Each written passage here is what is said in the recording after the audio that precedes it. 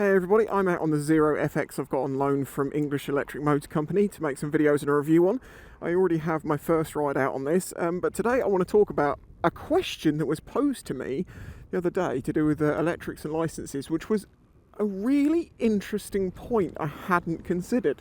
Now I must apologise here, I can't actually remember whether I saw it on like Discord or a YouTube comment or Instagram or Facebook or Twitter or any of these different places that people, comment to me or message to me. So apologies that I can't remember your name. However, the question was quite simple and it was like, what's going to happen with motorcycle licenses in the future when everything's electric?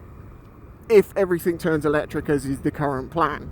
Because, obviously at this point in time and likely to be in the future, electrics are twist and go. There is no gears. There's that Cobra that made noise the other day in a video. Yeah, it doesn't matter if you took your CBT on a manual or an auto, you still can ride either. However, when it comes to the full licenses, like the A1, the A2 and the full A, my God, they're actually going to give me right of way. Thank you, my friend. You are restricted to whatever you took the test on. So if you take the A1 or A2 or A license on an auto, which is possible to do, you get an auto license just like with a car. So obviously the question is everyone in the future going to have to arbitrarily learn how to ride a manual to ride an electric to not have a restricted license? And I guess the answer at the moment would be, well, yeah, they would have to do that because there isn't an alternative.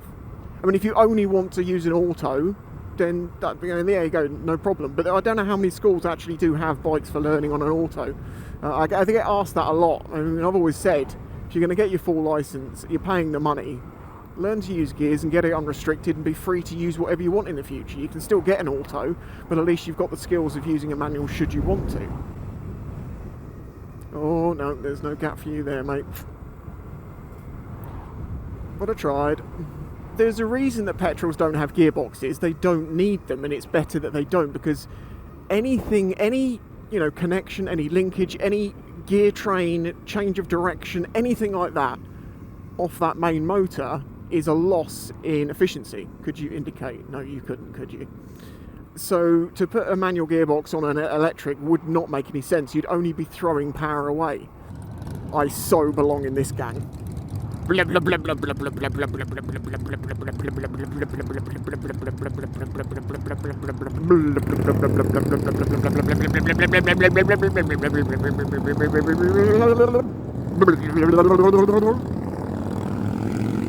Ooh, fruity.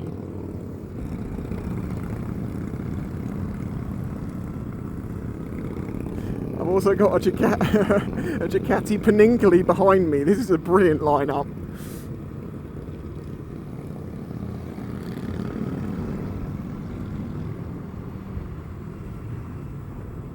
Sorry, I'm totally off my subject here. But yeah, you can see the issue. Like, what are we going to do about that in the future?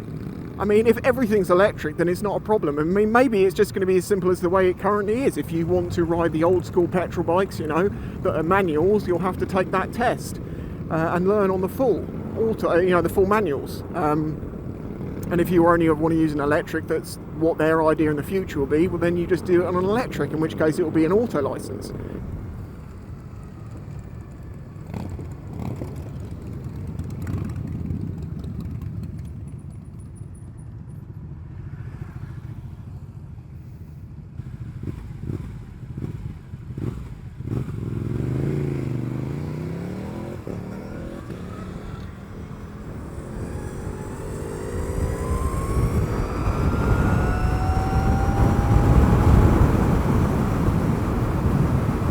Of course, you can always open this up a little bit. A lot of people aren't, wow, that's definitely not the lane you take for this one, mate.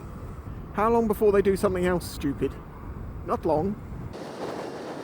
They won't indicate for the roundabout because this sort of person just wouldn't, and then pulled out in front of a van or a truck even. Wow, just wow. It's one of the undeniable things about electrics, the fact they don't have gearboxes, and I do miss a gearbox, and there is something, there's something very visceral about you changing the gears on a bike and then changing down the gears. I mean, I've done videos talking about how I really believe you should change down the gears to slow down, but that's not what the doctrine always is. You know, yeah, people say, you know, it's the power's so linear, it just goes in every gear, it's always got power. That's the really good thing, right? Well, that's got this too, but you don't change gear, so it's quicker.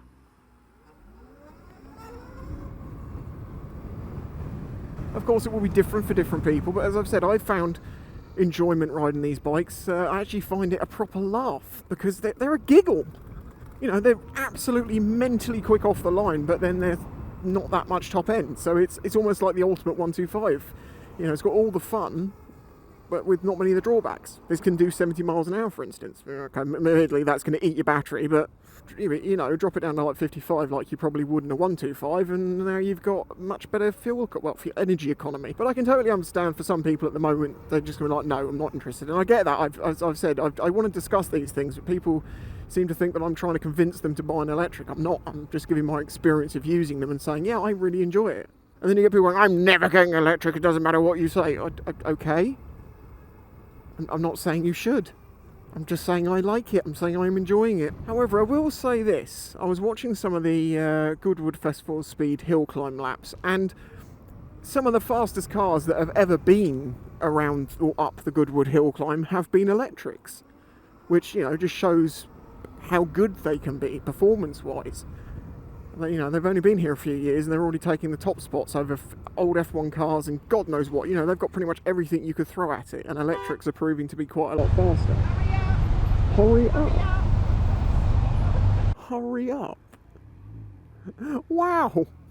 Come on, peasant, get out of my way. Sorry, sidetracked again. Yeah, I was watching some of the laps, and when it's an electric car, it's a bit boring. You know, in the sense that there's no engine noise. It seems somehow lost and empty.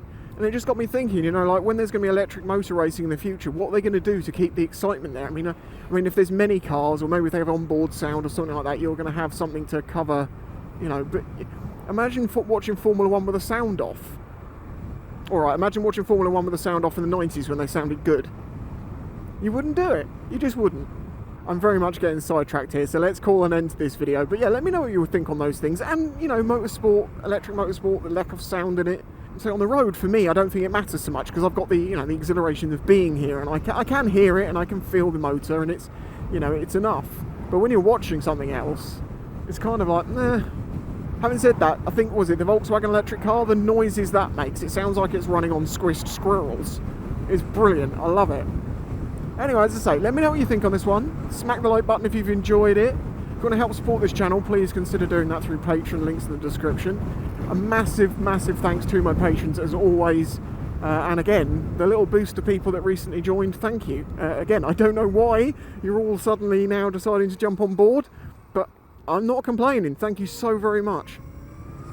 Catch you next time.